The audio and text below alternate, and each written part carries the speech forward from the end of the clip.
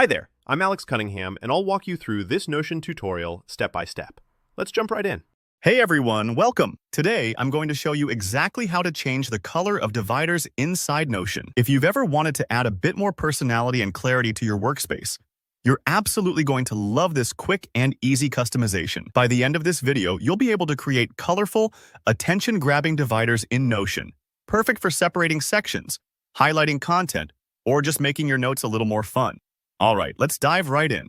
First things first, you're going to need a special code snippet to make this magic happen.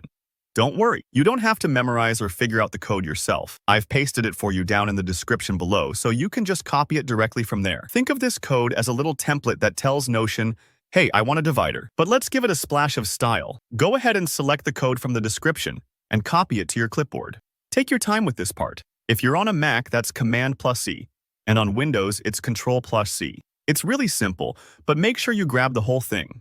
Sometimes you might accidentally miss a bracket if you're moving quickly, so double-check that you have the full snippet. Next, hop over to your Notion page where you want to add your divider. Now, simply paste the code you just copied right into Notion, and like magic, you'll see a new colored divider appear. It might not look too different at first glance. Maybe it's just a default color. But don't worry, the real fun is in the customization, which I'm about to show you. So, here's how the magic happens. Inside the code you just pasted, there's a part you can tweak to change the color. Maybe it says red or #F2000. That's the color code telling Notion what shade to use. To switch things up, just replace that color name or hex code with whatever color you want. For example, let's say I want a bright yellow divider to really help a section stand out.